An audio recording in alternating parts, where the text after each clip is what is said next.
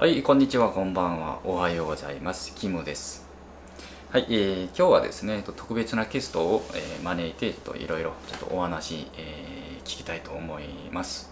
特別なゲストといっても、ちょっと僕の父なんですけども、父のおかげで今僕が北朝鮮を脱出して日本まで来て YouTube でこんな動画をね、作って出したりねしているんですけども、この僕の動画を見てくださる、多くの、視聴者の皆さんとも動画で会うことができたのも、父のおかげなんですね。父はどうやってその北朝鮮を脱出しようと思ったのかっていうこととかね含めて、僕が知らない家族のストーリーとかね、ちょっと今日、いろいろお話聞こうと思います。인사 한마디 해주세요。こんにちは。父が覚えてる日本語多分この一言か二言ぐらいだと思うんですけど、以前タクシーの運転手をやってて、日本語をちょっと覚えてたんですけど、今ね忘れていて、こんにちはぐらいですね。ということで、ちょっと父はどうやってね北朝鮮に脱北しようと、思ったのかね、それをちょっと、早速聞きたいと思います。아버지가 이제 탈북한 게 언제입니까? 97년도 12월 말에 내 중국에 넘었었거든. 그때 당시 이제 어떻게 돼서 이제 탈북을 하려고 이제 결심을 하게 됐습니까? 그 당시에는 북한이 말하자면 상황이 최악이라고 말할 수 있겠지 아마. 먹을 게 없고 막 일가족이 몰살하고 굶주림에.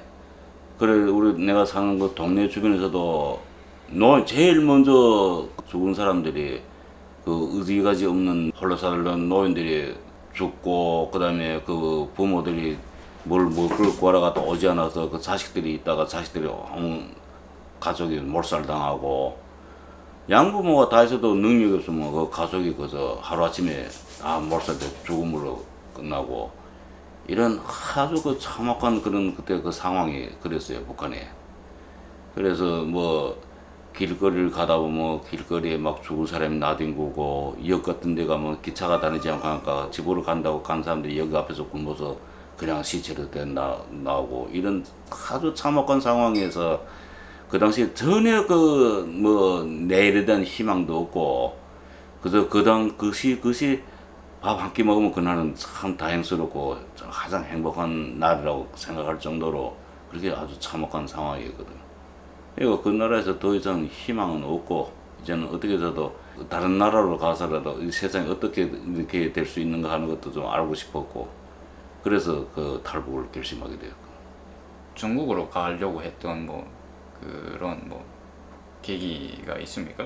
북한이나 남한이나 섬이나 같고, 그 남한 같은 거는 38 휴전선이 막혀갖고 더 섬같이 돼 있고, 북한은 그나마나 중국하고 대륙하고 연결된 그런 지역이니까 북한에서 외국으로 나간다면 중국밖에 나갈 수가 없는 거예요. 중국은 또 내가 태어났던 나라고, 그리고 거기서 내가 14살까지 살던 나라니까 내가 소꿉시절 친구들도 있고 인연을 찾아서 이렇게 할 수 있겠다는 그런 좀 미약한 그런 아마 그 희망을 내가 갖게 된 거지. 중국에 가면 친구들도 어린 시절 때 친구들도 만나고 좀 도움도 받을 수 있겠다. 내가 그 나라에 가서 발을 붙일 수 있는 그런 그 조건이 되겠다 싶어서 내가 중국으로 가게 되지. 나는 어릴 때 그런 할아버지도 그렇고 중국에서 살았고 이제 그런 얘기는 들었는데, 그 이제 중국에서 아버지가 이제 태어나고 원래 중국 사람은 아닌데 이제 중국에서 살게 됐던 이유가 있었습니까? 우리 그 선친들 할아버지나 중조 할아버지나 고조 할아버지나 고향이 함경남도 북청 단천 이 일대가 고향이었는데, 그 일본이 한반도 통치를 할 때 초기에 그게 아마 1890년대 말인가 조선에서 그 갑오농민전쟁이 터졌어요.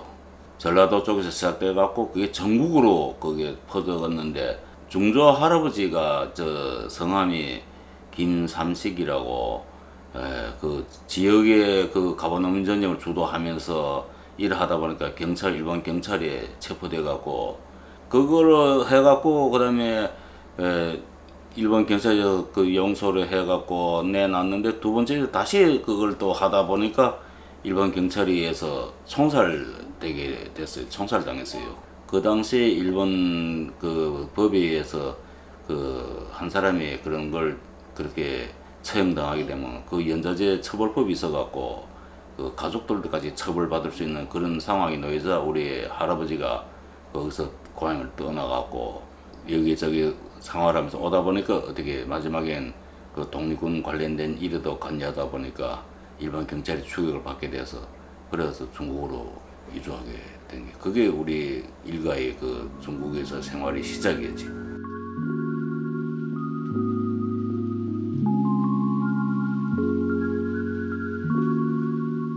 아버지는 그 당시 일본군 관동군 14란 그게 위생병 목적으로 거기 일본군에서 데려갔거든 아버지를. 그때는 할아버지가 이제 자발해서 간 게 아니고 이제 아니지. 징병을 이제. 할아버지가 그 당시도 어디 그 힘들잖아. 의지할 데도 없고. 그런데 일본에서 그 너 가면 그 돈도 주겠다. 그래 이렇게 하니까 아버지가 생활을 위해서 그 간 거야. 거기 일본 군대로. 동생도 있고 할아버지도 있고 하니까 아버지로서는 그 당시 가장이잖아. 그러니까 아버지로서는 그 선택할 수밖에 없는 그런 길이었거든. 그래 내가 가면 아버지한테다 동생한테다 이 생활할 수 있는 돈도 주겠다 하니까 그래 아버지가 따라간 거예요. 그때는 할아버지가 몇 살이었습니까? 아버지가 23년생이니까 33년 10살이지? 18살 때 그때 갔다니까. 그때 그러면 이제 그 일본 군대에 갔다가 그때 당시 뭐 중국하고 일본하고 이제 전쟁 이렇게 하다가 이제 할아버지는 일본군에서 싸웠는데 어떻게 그 중국에서 그렇게 또 살게 됐습니까? 그래 일본군에 가가지고 그 부대가 화북전선이라고 그 지금 중국의 허베이 거기 전선에서 싸우다가 밤에 그 부대가 거기 있는데 날이 밝으니까 중국 공산당 군대한테 포위된 거야 그 부대가. 그러니까 탈출할 데도 없고 이제는 뭐 여기선 세월을 이제는 거기서 각오해야 되는 그런 상황이었는데 일본인 그 중대장은 자기 칼을 뽑아 자기 그 배를 할복에 죽고 그 나머지는 공산당 군대한테 몽땅 생포로가 돼버렸단 말이야. 포로 되니까 그 중국 공산당 군대가 일본인들은 따로 데려가고 거기에 있던 중국인하고 조선인들은 내 고향에 갈 때를 가라. 네 알아 가라. 이렇게 했단 말이야. 그래가지고 아버지가 이제는 거기서 돌아가도 자기는 뭐 어디 어떻게 할 때도 없고 뭐 이렇게 할 수도 없고 그러니까 그 중국 공산당 군대에 남은 거야. 그래 공산당 군대에 참가하게 됐지. 그러다가 그 중국 사람이 돼버린 거예요. 그래서 그때는 조선인이었는데 이제 중국 군대에 참가했지. 중국 군대를 해가지고 그때 뭐 그 전쟁이 끝나면서 이제 그냥 중국에서. 그렇지. 그때 그 할아버지는 그때 그 뭐 일본 말도 되게 잘하는 걸로 알고 있었는데. 일본 말 잘했지. 어떻게 근데 그 저기 그때 일본 군대에 입대하면서 이제 그 일본어를 배웠습니다. 아니지. 그러니까 그 일본 군대에 입대하기 전에 그 영안 시내에 있는 일본 사람이 운영하는 여관이 있었대. 그 여관에 심부름꾼을 들어간 거야. 12살 때부터. 그러니까 여관에 그 심부름꾼을 들어가서 그 있으면서 일본 사람 여관이니까 일본 말을 아예 해야 되잖아. 그때 일본 군대에서는 그 얼마나 있었답니까? 영안이라는 게 지금의 그 흑룡강성이거든. 거기서 일본에 들어가가지고 부대가 저 북경 옆에 그 하북성이 북경 옆에 북경하고 붙어 있거든. 근데 그 사이를 그 부대가 그 전쟁 전투하면서 거기까지 나갔다가 그 부대가 마지막에 거기서 공산당한테 포위돼갖고 그렇게 망했는데 그게 아마 내 생각에는 한 2, 3년 안 있었겠나? 그럼 한 40년 초반까지 있다가 이제 거기서 중국 그 팔로군에 이제 그렇지. 바뀌게. 그러니까 뭐 중국 팔로군도 뭐 한 3, 4년 정도는 그 이제 생활을 하다가 이제 전쟁이 끝나게 된 겁니다. 팔로군이 일본이 45년도에 패망해서 일본군이 다 철수했잖아. 철수하고 그 한반도는 일본이 나가자마자 뭐 그래 했는데 중국은 어떻게 되는가 뭐 공산당하고 장개석 국민하고 내전이 있었단 말이야. 결국은 장개석이가 공산당한테 밀려가고 대만으로 넘어가고 그래 중국은 45년도 에시아에서는 해방됐지만 내전을 겪다 보니까 49년도 10월 1일 돼야 중국 국가가 정식 국호를 갖는 거야. 지금의 그 중화인민공화국. 중화인민공화국으로. 그래 그렇게 되니까 아버지가 그때 당시 그 해남도 해방전도 그 끝나고 그때 당시 부상당해갖고 제대하면서 중국에 영의 정착하게 됐지. 그때 그렇게 이제 할아버지 부상당하고 이제 그 중국 국내에서도 이제 전쟁이 끝나고 그렇고 이제 그때부터 쭉 그 아버지가 이제 북한으로 나올 때까지 거기서 이제 중국에서 쭉 살아. 그러니까 아버지가 그 당시 그 제대 그 병 치료 일정에서 회복한다며 아버지가 경찰이 공안에 있었어요. 아버지하고 어머니가 약혼 사진도 아버지가 공안 보고 있고 여기다 곤충 딱 차고 이렇게 찍은 사진도 있었어. 그 집이 지금도 있는지 모르겠네.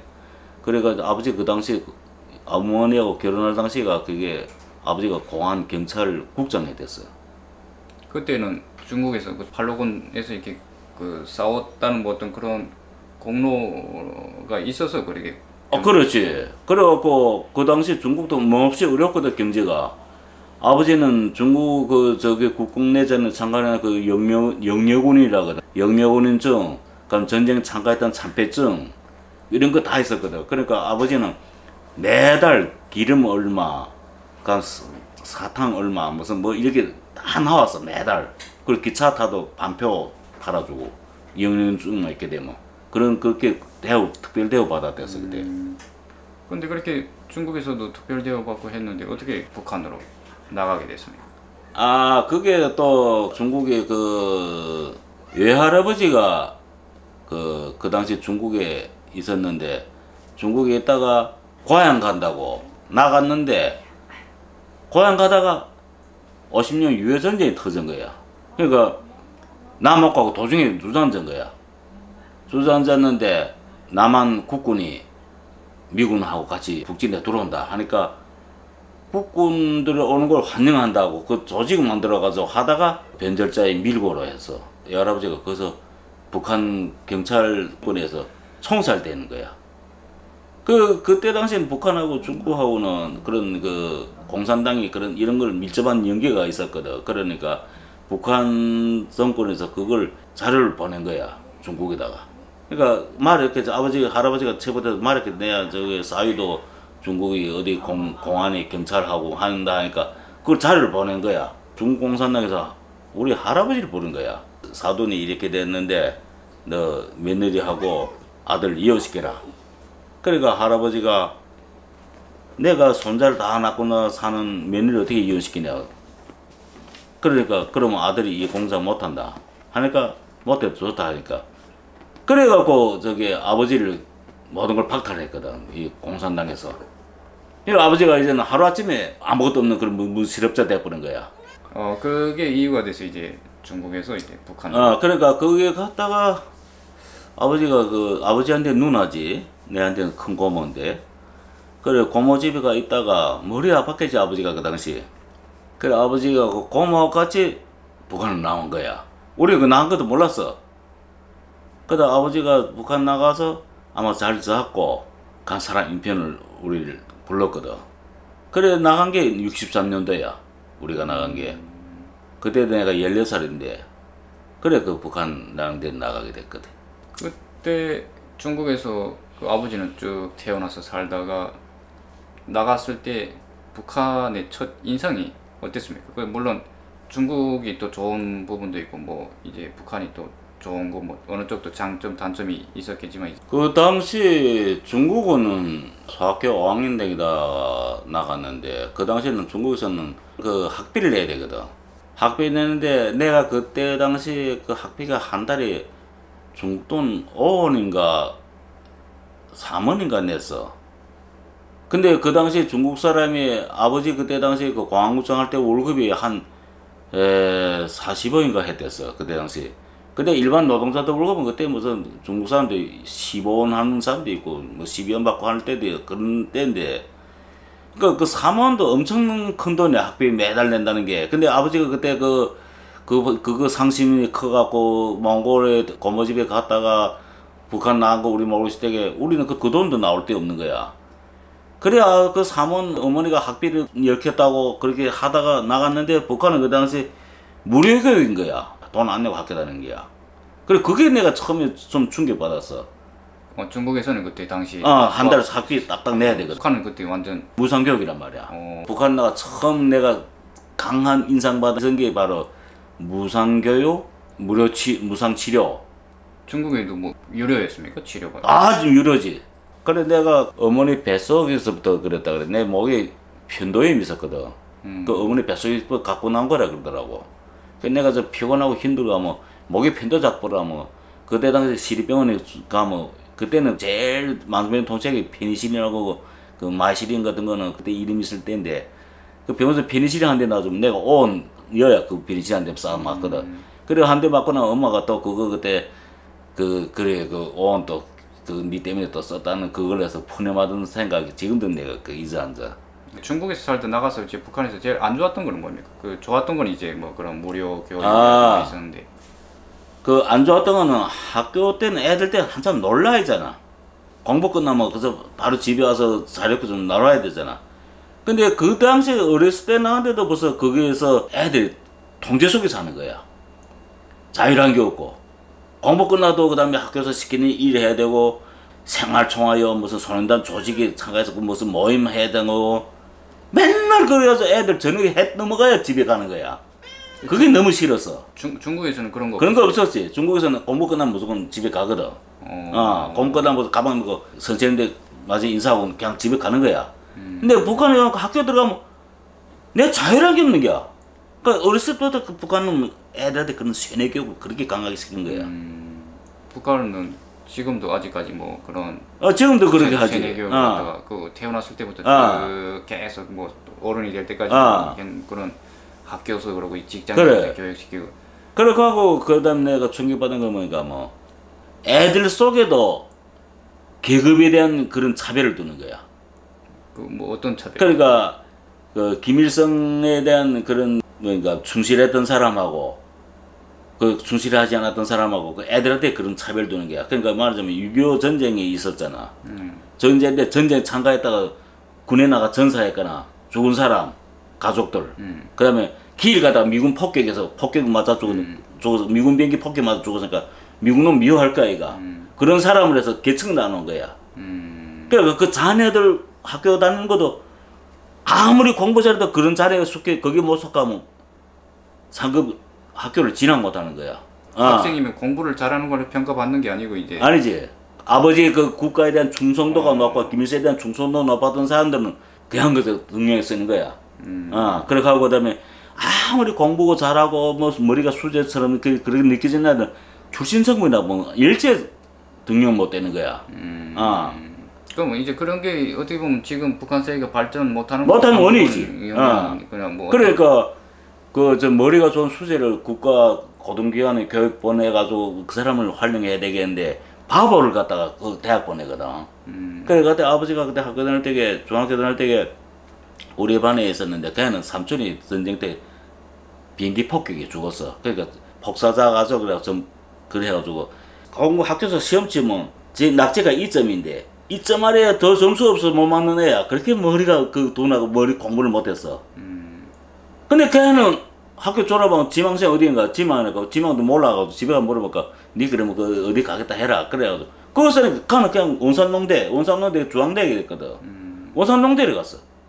그 다음 공부 잘하던 애들은 하나도 못 가고 전부 그런 바보들이 다 대학 간 거야. 그러니까 그게 머리가 돈하고 그 북한의 그 경찰들도 봐 보이부고 뭐고 다 그런 출신을 해서 그런 데 가는 게 약간 머리가 무식하고 하니까 사람 대다 잡아 패고 고문하고 하는 거 미육하게 가들 하는 게 수사 능력은 안 되니까 머리가 그 고문을 억지로 자백 받아갖고 아는 걸 했다 하게 만들어서 자기네 공적 쌓는 거야. 그게 북한 사회 체제가 저렇게 된 거야 지금. 그때 그럼 북한은 이제 그런데 북한이 나오기 전에까지 경험했던 중국 사회는 북한 사회하고 비교하면 그 어땠습니까? 그래도 중국에는 자기가 똑똑하고 자기가 열심히 노력하면 뭔가 할 수 있었거든. 그 뭐 어떤 북한처럼 뭐 빨치산 계통이나 뭐 그런 상관없이 그런 것도 있었긴 있었지. 그것도 간도 공산국가니까. 내가 아마 그때 아버지가 그 직위를 그냥 유지하고 있었으면 아마 내가 중국에서는 아마 나는 내 생각에는 중국의 인류대학은 내가 갔을 거다. 내가 그때도 그 생각했거든. 그 아버지가 그렇게 된 다음에. 그 아버지가 그렇게 되니까 그 희망이 다 없어졌잖아. 이제는 더 여기서 바라볼 게 없구나. 근데 내 그 당시 내보다 중국에 살 때게 한 4, 5년 선배들 있지. 내보다 나이 많은 사람들. 그 사람들이 그 대학 그 중학교 졸업하고 대학 하다가 부모 능력이 안 되니까 대학 못 간 나들 많잖아. 그 학비를 대중 못 하니까 정규 중학교였고 옆에 또 뭐니까 민판이라고 있어. 민판이라는 게 뭐니까 뭐 절반은 일하고 학비를 자기가 충당해서 공부하는 그런데 열심히 찾는다. 거기가 공부했단 말이야. 그럼 이제 열 공부하겠다고. 중국은 이제 어느 정도 공부에 관심이 있고 공부를 잘하면 이제 성장할 수 있는 그런 게 그런 기회가 있었는데 있었단 말이야. 북한은 전혀 아예 없었지. 그런 게 없이 그냥 오직 이제 충성도 하나로 이제 그거지. 그 사람을 그거지. 이제 대학교로 뽑아주고 그 뭐 공부와 관심 없. 두 번째는 그 외국에서 살다 온 사람들 이걸 또 차별을 한 거야. 일제 등록 못되게 만들어 놓은 거야. 그러니까 일본에서 살다 온 사람, 그 당시 많은 게 중국에서 살다 온 사람, 러시아에서 살다 온 사람 이런 사람들이 있었거든. 그러니까 이제 북한 사회 안에서도 이제 그런 뭐 이제 등급이 뭐 있는 거야. 출신 지역에 따라서 더 이상 이제 승진도 안 되고 그렇지. 그런 북한도 뭐 그런 자유주의 하면 뭐 평등하고 뭐 그거는 표면상 그거는 저게 그들 그 외부 세계 그 우리는 이거 평등한 사회인가 보여주기 하는 쇼고 실제 그 내막은 완전히 기본 계급 포섭해야 할 대상 배척해야 할 대상 딱 구분돼 있잖아.